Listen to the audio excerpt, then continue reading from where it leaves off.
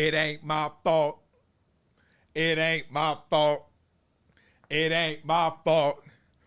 Boom, boom. Oh, it's a hydration situation up in here. That locker room gonna come to life, and these X's and O's gonna meet those I's and U's. Make sure you go to projecttransition.org. Help the itty bitties, educate, empower the underserved through exposure and experiences. Yes. Oh, it ain't my fault. You can't stop it. It is a problem out here. Woo! Let's talk about Caitlin Clark right now, because Caitlin Clark now will be at the crib. So the WNBA can now go on this merry way and watch those ratings increase. Watch everyone continue to watch the playoffs and watch everybody salute all the greats that are still alive in the playoffs. We know that this is not just Caitlin Clark's league, but Caitlin Clark did come in there and have the Jay-Z, the takeover. Anyway, in the wake of Caitlin Clark and her landing on the WNBA, because the WNBA didn't land on her, people really want to put everything on her. Everything, including racism, which has been alive since people have been alive. But since this country was built on racism, they're now going to attribute that to Caitlin Clark as well. So, you know me, got to do my homework. Let's talk a little Caitlin Clark and racism and the response that people have had in the league to her. So, after the game, Sun forward Alyssa Thomas was asked about the professionalism the Sun showed in this series, and this was her response. Okay, before we get to that, can we just salute my two favorite people in sports media right now? The most talented I see is Cam Newton for the dudes and Andrea Carter. Salute! Now let's go get this. Honestly, it's been a lot of nonsense. I think in my 11-year career, I've never experienced the racial comments from the Indiana Fever fan base. We had her face on a serious matter that happened in this world, and it's unacceptable. She said a mouthful already. The Indiana Fever fan base that Caitlin Clark has had her face on, and all the racial comments and racism that's coming from that fan base. Caitlin Clark doesn't own that fan base. You can't put that on Caitlin Clark. You gonna try? I'm listening. Honestly. And, there's no place for it. And we've been professional throughout the whole entire thing, but I've never been called the things that I've been called on social media, and there's no place for it. And basketball is headed in a great direction, but nah, we don't want fans that are going to degrade us and call us racial names. I mean, we already see what's happening in the world and what we have to deal with in that aspect. And, we come to play basketball for our job, and it's fun, but we don't want to go to work every day and have social media blown up over things like that. It's uncalled for, and something needs to be done, whether it's, them checking their fans or this league checking. There's no time for it anymore. Okay. Checking your fans. Caitlin Clark has been the most PC, the most diplomatic superstar we've seen since, Michael Jordan? I mean, talking about not stepping in it. Steph Curry, if Aisha wasn't involved in a few of those incidents back in the past, they uncorrected that course, right? But the point is, what has Caitlin Clark done but denounce it and then say, I'm staying out of it? Because I've already denounced it. What else do you want me to do? First of all, this was here before me. And if you wait to the end of this video, I'll show you what I'm talking about. All this precedes Caitlin Clark, even in the state of Indiana. Let's talk through that. But Alyssa is really on a campaign to put this on Caitlin Clark. We're not done. Now, in response to those comments, the WNBA issued a statement saying the WNBA is a competitive league with some of the most elite athletes in the world. While we welcome a growing fan base, the WNBA will not tolerate racist, derogatory, or threatening comments made about players, teams, and anyone affiliated with the league. League security is actively monitoring threat-related activity and will work directly with teams and arenas to take appropriate measures to include involving law enforcement as necessary. As you should. Ray, what's your reaction to that news? Well, my first reaction immediately is it's sad. Yes, let's stop right there. It's sad. It is sad because we are now robbing the entire league, which obviously has hit the trampoline. You could call that Caitlin Clark. You call it Caitlin Clark effect. You can just say, hey, it all culminated. We had to put a face on it. It's Caitlin Clark. Whatever you want to call it, the league is more popular than ever. People who don't even care about the WNBA, raise your hand. Now care about the WNBA, raise your hand. Okay? They got the casuals. They got us. And now, in a moment where you're trying to see who's going to climb to become champion of this year, which has been of late, if not ever, the biggest year for the WNBA, we're talking about racism. And worse, we're talking about Caitlin Clark coming to the league, the best thing for this league maybe ever, and she is now going to be the poster child, the poster woman, the poster of this. She's going to be the face of racism that's coming from Indiana and the Fever's fan base.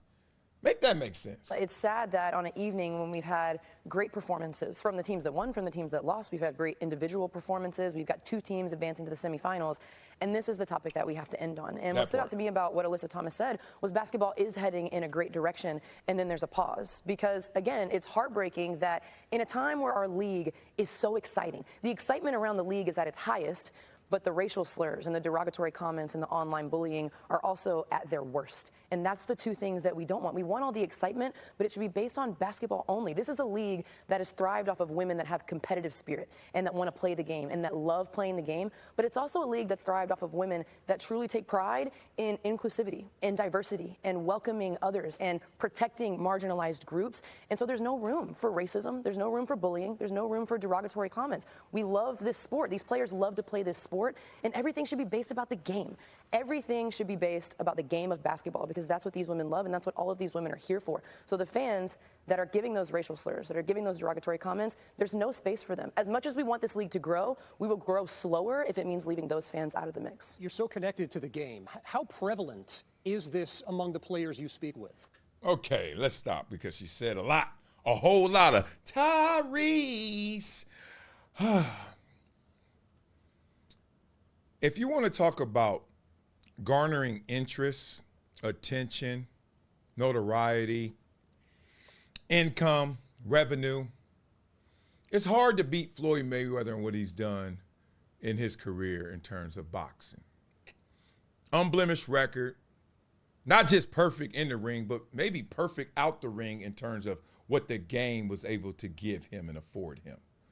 Just being real. I mean, there's others. There's Tiger Woods. There's LeBron James. Obviously, Michael Jordan.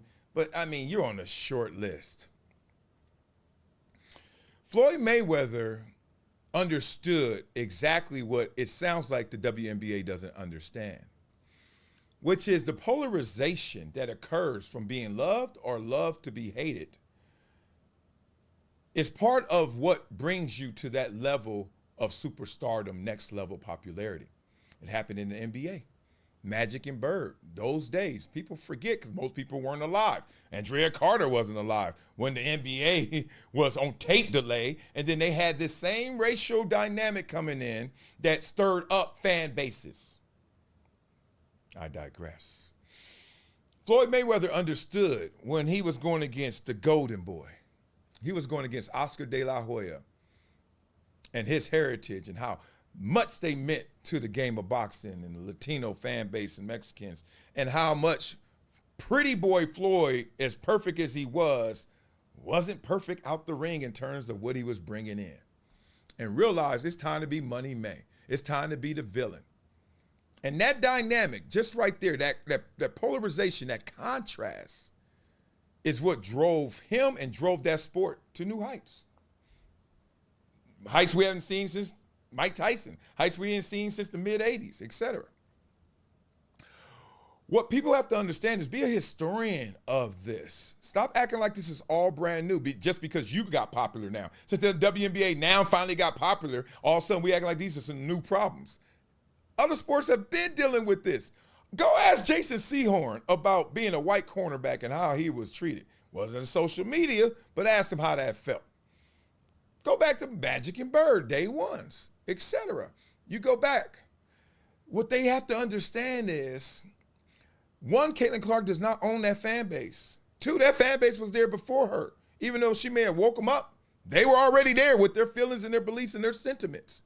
Do not attribute that to her, because these age-old problems, including racism in this country, predates Caitlin Clark. It is prevalent, and with multiple that I've talked to, it's similar to what Alyssa Thomas said, in that it's higher than ever. I've talked to coaches, I've talked to players, I've experienced a little bit of it myself to a very small degree, where comments are being made that are completely unrelated to basketball. Personal comments, racial comments, but for the players specifically that lay it all out there on the line to have to deal with this, and the players that have to go out there, they challenge themselves physically, mentally, and emotionally to play at their best every single night. They shouldn't have to deal with this, and a lot of them have told me that it's more than they have ever experienced, and it's hard. It's hard to go out there and be your best and do your best and represent inclusivity and represent being competitive, and then deal with people tearing you down for who you are off the court and for the color of your skin. There's no place for it. Let's get up out of there. Okay. People. First and foremost, social media is not life. It's an aspect of life. It's a slice of life. I don't even know if it's reality. It certainly grabs things that are real, but it also is infused with a lot of things that are not. There are bot farms. Have you ever seen those? You ever seen those 60-minute specials? You ever take a deep dive on the internet and go to some of these other foreign countries where they have rows of machines that are just programmed to trigger you? Why? Because social media is a business. Twitter is a business. You think that algorithm is sitting there saying, we just want to say all the good, flattering things to you so you can log on and feel better? Nah, B. That's part of it. You know what the other part is? Let's trigger this fool. And you know how they do it? Sometimes they do it with real people. Oh, we got beef. People come at me all the time. Every single video I put out, every single thing I put out, somebody gonna say something. And then some people saying something that those people are not even anybody. They're machines. They're bots. So this whole social media is your life. Y'all need to calm down. 1, stop being so silly. 2, you opt into social media. If you dealing with all this hate and all that, turn the damn thing off. Me personally, I don't care how much y'all hate me on social media. I know y'all stuck in my phone talking your noise and hoping it gets to me. Sorry, it ain't. I read everything. I'm healthy enough to take both sides. I'm fast enough to run in the headwind and still beat your record. Get a PR. That's me. I got my other blind spots, I'm sure.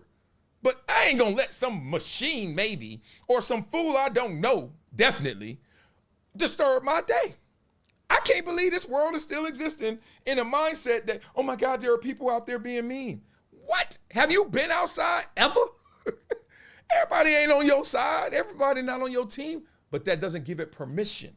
But you shouldn't give it permission to invade you, for you to internalize it. So, just to prove my point, because my point is this: detach Caitlin Clark, and it could be anybody. What if it was the other side and it was a lot of black people just going at Caitlin Clark instead of Caitlin Clark's fan base going after her, which I think is a crock. But whatever. Indiana Fever fan base going after her. What if this was Angel Reese and her fan base going at Caitlin Clark to the same intensity? Y'all gonna put that on Angel Reese? What? How ignorant can people be? So, instead of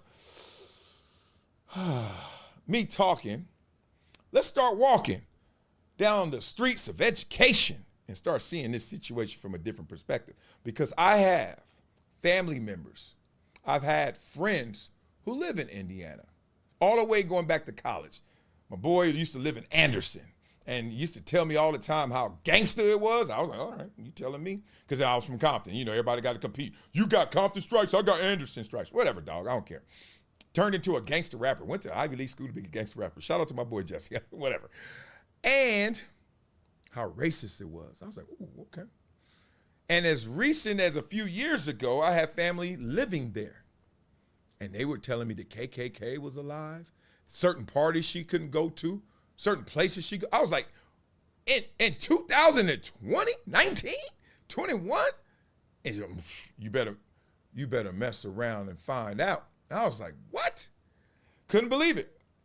Did my homework. Let's believe it. I already know it's true, but here's the Indiana Civil Rights Commission.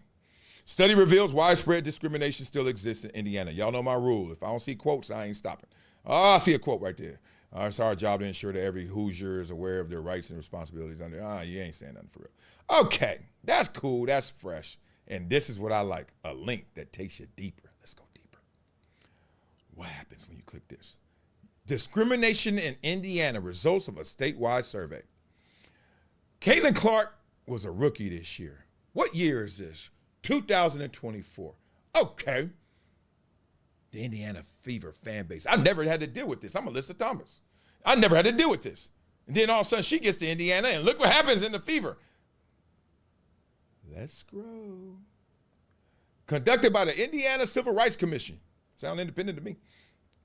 February 2012. 2012. Who was Caitlin Clark in 2012? Elementary, junior high school?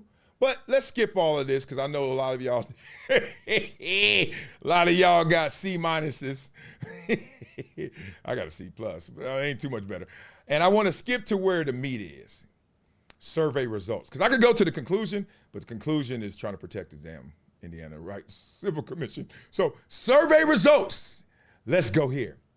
Discrimination remains a problem in your community. Look at that. Look at the averages. Definitely agree. 48.6. Yeah. In Indiana, though, Fever fan base is 64.6. But that's not the most damning. Watch this. For statistical analysis. Completely disagree. In your community, 0.4%. Wherever y'all at, man, stop. Not every single person. Not every single person. But in Indiana, look at this. This is crazy. You don't get this in statistics. Everybody knows that. I don't care if you got an F in it. You're like, 0 and 100 is hard to get. 0%.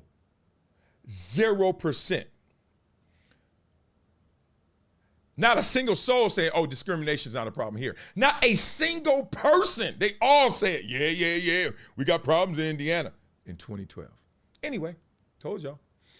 Here's the thing. All right, 68% female to males. We know women don't lie. Or, well, whatever. All right, here we go. In a place where they have 58% white people, they even have more black people than the national average, 17.4. What's the national average? What are we at, like 12% now? Somewhere around there? 17.4. In 2012, saying it was racist. I am not trying to tell Alyssa Thomas or anybody not to say, oh my God, when we play against Indiana, or when we go to Indiana, or just online, they coming at my head. They racist. That's true. But please stop trying to put it on Caitlin Clark. It's not a crime to ball out while being white. Like, what y'all talking about? Leave that lady alone. Because what goes around comes around. And the last thing you want is something like this to come around and falsely they'd attribute it to you. Something as old as racism and as old as it is in our country and as old as it is in Indiana, y'all gonna put it on the rookie. Woo! Why you wanna play a hate on her? So let me know what y'all think about this. Beat this up in the comments. Y'all think this is a Caitlin Clark issue? I mean, I hope I see 0%. Like, you know what I'm saying in stats, you never see 0%? I hope this is 0%. Not a single soul better agree with that. What is the issue? And why they want to put it on Caitlin for that? She's already denounced it. What else you wanted her to do? You want her to go out there and look for the KKK herself and get rid of them out the state? I mean, I don't get it. Beat it up in the comments. Let me know what y'all thinking about this. Go with that boy.